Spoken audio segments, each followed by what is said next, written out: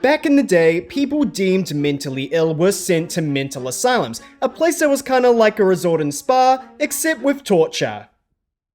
With scientific developments and enough people saying, hang on, those pedals don't stimulate collagen development, they electrocute your brain, asylums started to get shut down and go out of style, like galaxy print leggings. However, one asylum has continued to survive and maintain a full capacity of patients, the Kia Asylum. a subterranean space where flopping pop stars, in other words, flop stars, are confined in limbo waiting for their opportunity to escape with a hit song. I can't spend eternity here. This place, it reeks of fish. Hey guys, welcome back to my channel. In today's video, we will be going over what is a Kia? Why do they reside in an asylum? Who is in it and who is not?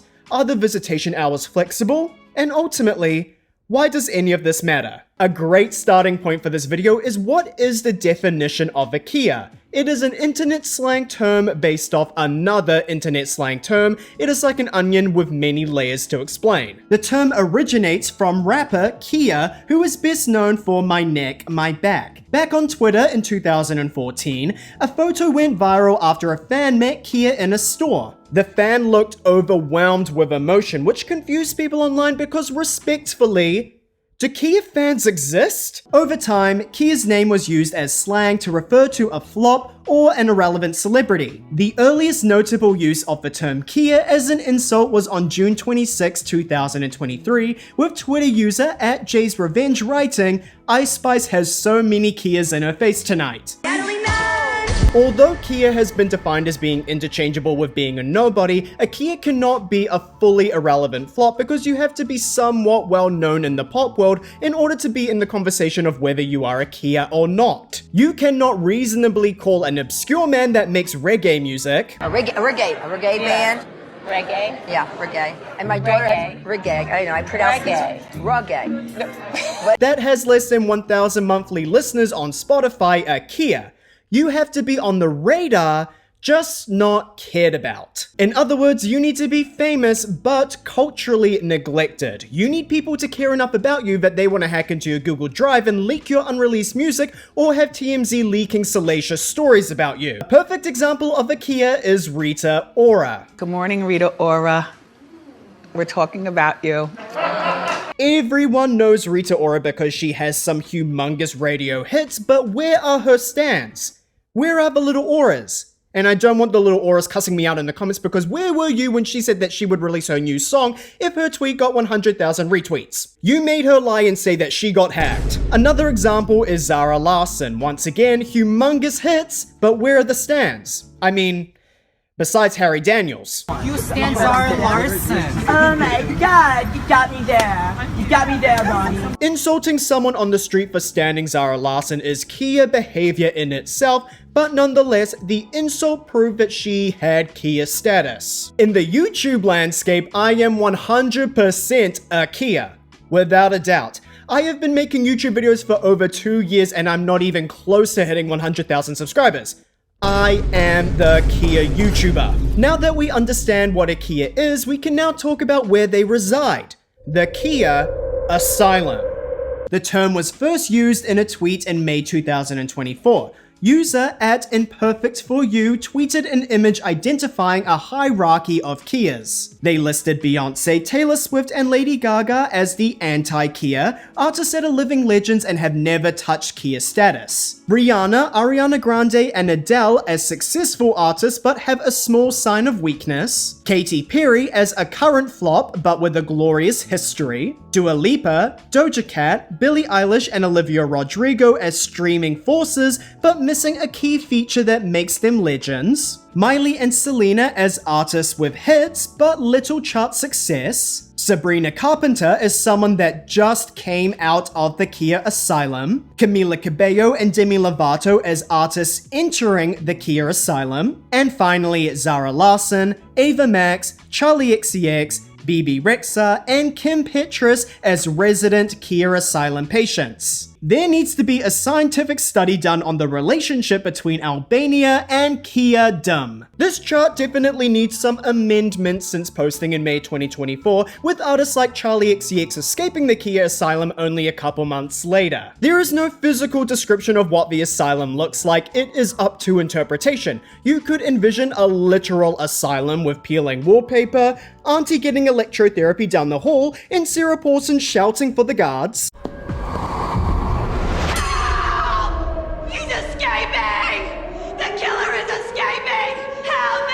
You could alternatively envision an empty void, a state of limbo where Kias roam around waiting to be teleported out. Who knows, maybe Kias are stored in a shelf like Addison Rae, emphasizing the metaphor that their music is getting shelved. Importantly, the Kia Asylum is only a residence for Kia pop girls. Why?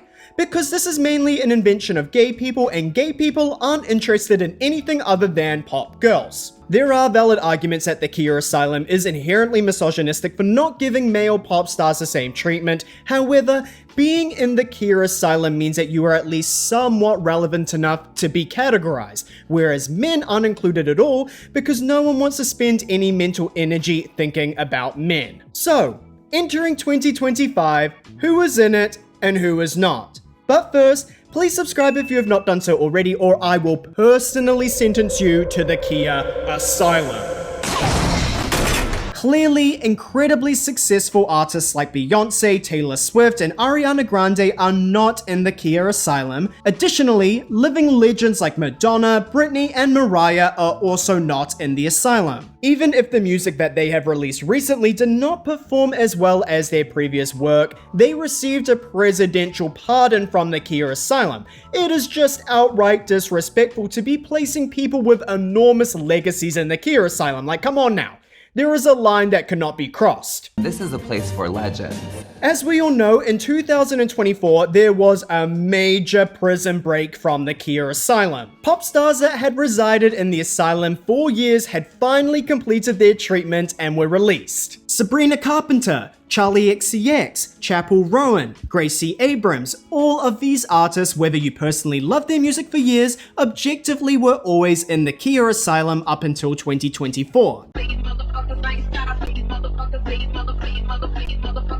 Sabrina was in the asylum ever since releasing music in 2015. She experienced a massive amount of hate from the release of Driver's License by Olivia Rodrigo, so it really felt like the world was against her. However, with the release of her album, Emails I Can't Send, getting positive fan reception and opening for Taylor Swift on the Eras Tour, Sabrina struck when the iron was hot and released Espresso during the same week as she was performing at Coachella. The song blew up online and she continued to receive multiple top 10 hits from her album Short and Sweet, maintaining the #1 spot on Spotify's global top 50 for weeks, and became the it girl in the Hollywood machine. Charli XCX, who has been trapped in the asylum for over 10 years besides a tiny escape in 2014 with Fancy and Boom Clap, completed her treatment with the release of her album, Brat. She even teased her asylum escape in her first post teasing Brat.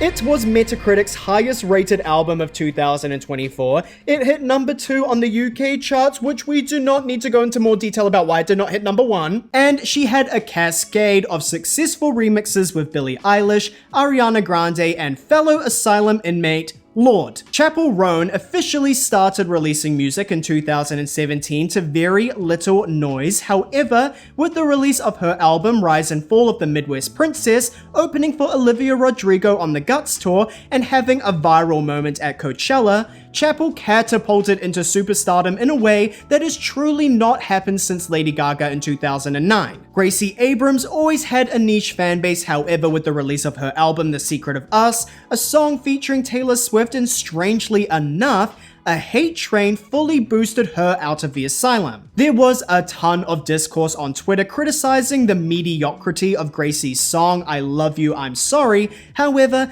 because so many people called the song lame, it actually boosted the song to chart and become a hit. She also received another hit with That's So True when it went viral on TikTok. So, since there was a mass escape, who filled in the spots in the asylum?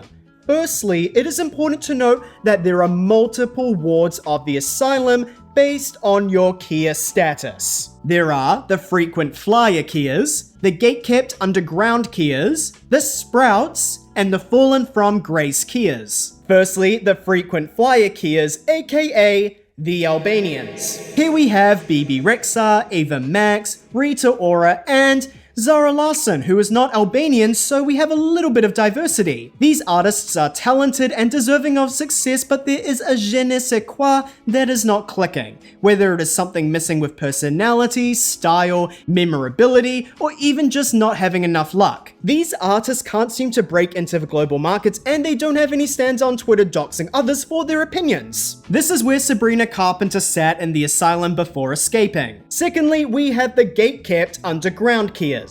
Here we have Carly Rae Jepsen, Caroline Polachek, Rina Sawayama, and Slater. These artists have fantastic, polished music that don't intend to be hits on the charts. Their fans love them so much that they will be in their top 0.0001% of listeners on their Spotify Wrapped, and they don't feel the need to share their music with everyone that they know because these artists are their best kept secret. That little something that they get to keep all to themselves so that they don't need to spend hundreds of dollars on a concert ticket and they feel that they are a part of a smaller, more connected community of fans. This is where Charlie XCX and Chapel Rowan sat in the asylum before escaping. Thirdly, we have the Sprouts. Here we have the new artists that have not had enough of a career yet to be placed in another ward, but still have not had a breakout hit. Previous alumni were Tate McRae, Gracie Abrams, and Tyler. Lastly, we have the fallen from grace Kias, the big monumental artists that have had a fall from grace due to their recent releases. Katy Perry is in this ward. Arguably, Katy Perry has been trapped in the Kia Asylum since the release of Witness in 2017.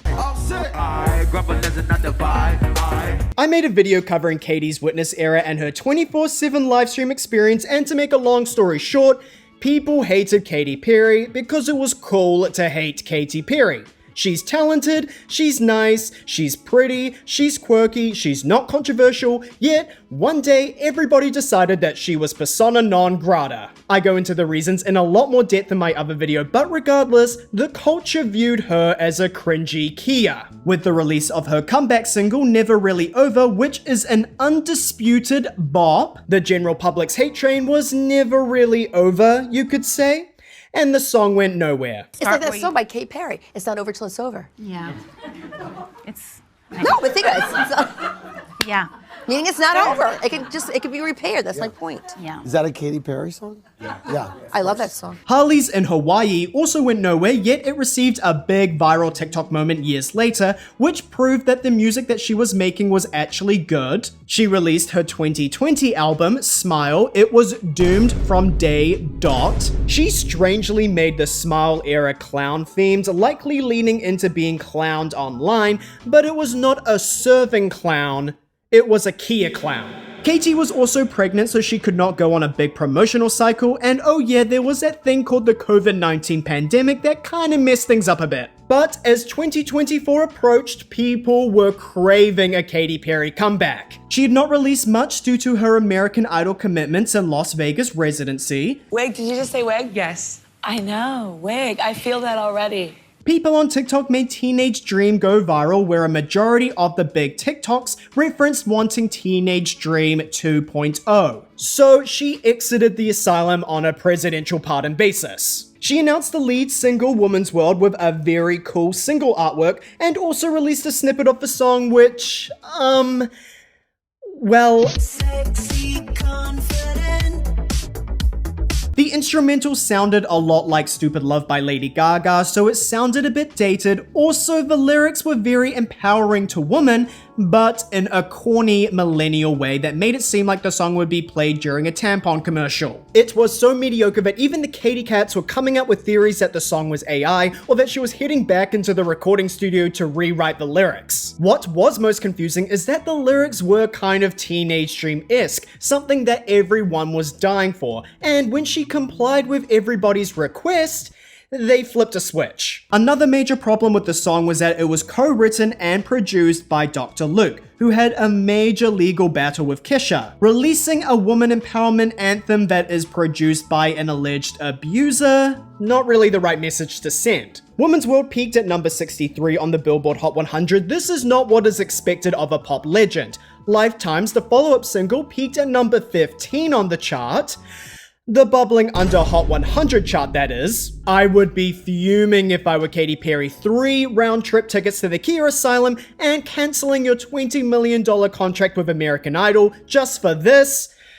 Oh, I'd be mad. Dua Lipa is also in this ward. Dua's latest album, Radical Optimism, shadily renamed Radical Floptimism, underperformed compared to her previous releases. Future nostalgia was a massive era for Dua Lipa. She pretty much brought the disco sound back to pop music in 2020. She won a Grammy for Best Pop Vocal Album, and let's also not forget that she won Best New Artist at the 2019 Grammys. However, the Radical Optimism era did not seem like it was resonating with the general public. Don't get me wrong, the music was great. I'm going to her New Zealand show in April. I am a Dua Peeper. But remaining objective, the singles Houdini, Training Season, and Illusion had no impact outside of Twitter. There were no viral moments on TikTok, which is pretty much the litmus test for having a hit song. The music videos were not as elaborate as the Future Nostalgia era, and Training Season in particular broke the cardinal rule of pop music videos.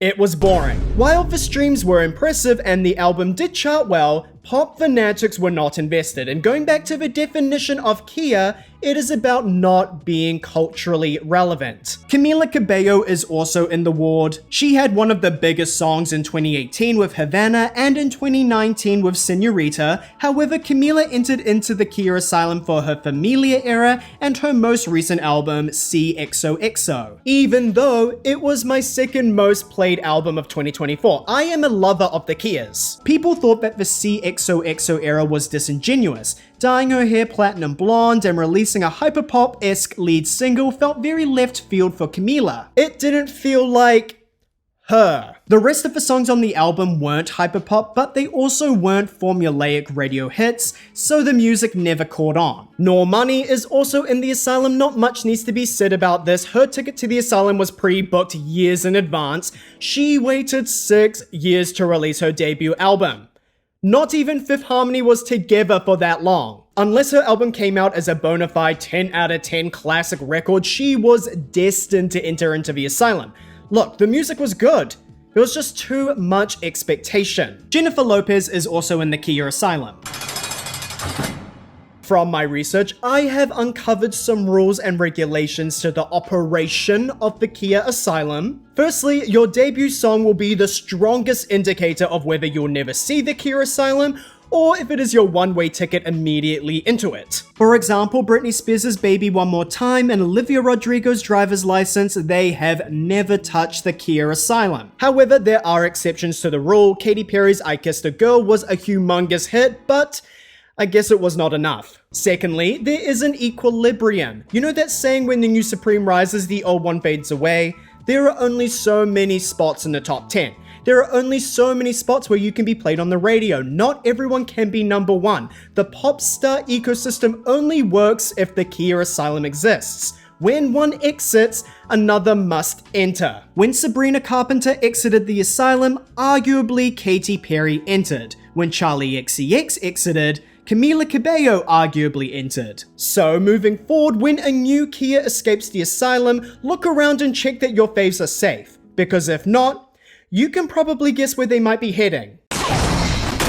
Thirdly, your admission into the Kia Asylum only lasts as long as your album cycle. In other words, when you release the lead single to your next project, even if you have been prejudiced as being a Kia in the past, people are willing to give you another chance to escape. The lead single should be viewed as the prison break plan. It all hinges on the lead single. You have one chance, and if you fumble it, you're back into the Kia Asylum for another few years. This happened with Katy Perry's Woman's World and Sabrina Carpenter's Skinny Dipping. The Asylum is also equal opportunist. When you release your next lead lead single, it does not matter whether you are an asylum patient or whether you have never seen the walls of the asylum. For example, Dua Lipa had an incredibly successful era with future nostalgia. She had never seen the Kia Asylum, but with the release of Houdini, she was admitted. The song actually performed really well, but it was a general public consensus that it was time for her to serve some time in solitary. Mariah Carey was the pop girl of the 90s. She had over 10 #1 hits at the time and was even awarded the Artist of the Decade. However,